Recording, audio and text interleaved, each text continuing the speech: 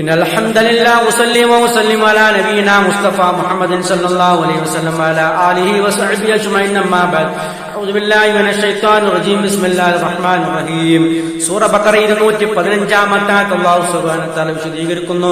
യസ്അലൂനക മാദാ യുൻഫിഖൂൻ, നബിയെ താങ്കളോട് അവർ ചോദിക്കുകയാണ്, മാദാ യുൻഫിഖൂൻ, എന്താണ് ഞങ്ങൾ ചെലവഴിക്കേണ്ടത് എന്ന് അവർ താങ്കളോട് ചോദിക്കുകയാണ്. നബിയെ ഖുൽ, നബിയെ താങ്കൾ പറയൂ, മാ അൻഫഖ്തും മിൻ ഖൈർ, നല്ലതിൽ നിന്നും നിങ്ങൾ എന്ത് ചെലവഴിച്ചാലും അത് ശരിയായ രൂപത്തിലുള്ളതാകുന്നു.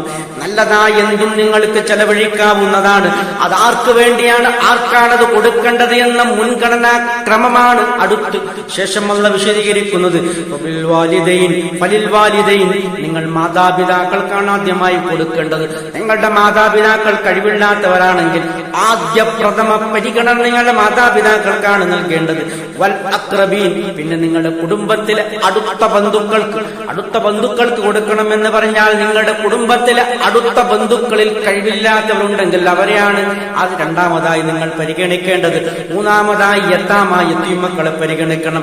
വൽ മസാകീൻ, മിസ്കീൻ ദരിദ്രന്മാരെ പരിഗണിക്കണം. വബിനിസ് സബീൽ, വഴിയാത്രക്കാരെയും വഴിപോക്കരെയും നിങ്ങൾ പരിഗണിക്കണം. എങ്ങനെയാണ് ഇതിന്റെ ഒരു മുൻഗണനാ ക്രമം അല്ലാഹു സുബ്ഹാനഹു വ തആല വിശദീകരിക്കുന്നത്? ഇതൊക്കെ കഴിവില്ലാത്ത സാമ്പത്തികമായി താഴേക്കടിയിൽ നിൽക്കുന്നവരെ കുറിച്ചാണ് ഈ പറയുന്നതൊക്കെ.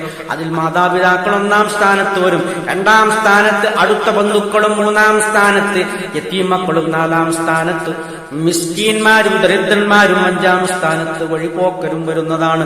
വമാ തഫ്അലൂ മിൻ ഖൈരിൻ, നല്ലതിൽ നിന്നും നിങ്ങൾ എന്ത് പ്രവർത്തിച്ചാലും ഫഇന്നല്ലാഹ, നിശ്ചയമായും അല്ലാഹു തആല ബിഹി അലീം, അതിനെപ്പറ്റി പരിപൂർണമായി അറിയുന്നവനാകുന്നു എന്ന് പറഞ്ഞാൽ അല്ലാഹു സുബ്ഹാനഹു വ തആല അതൊക്കെ കണ്ടറിയുന്നു.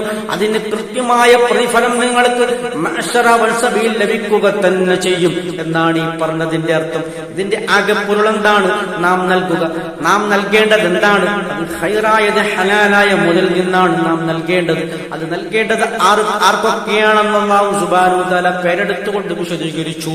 ഇത്രയുമാണ് ഈ ആയത്തുമായി സംബന്ധിച്ച് നമുക്ക് സംസാരിക്കാനുള്ളത്.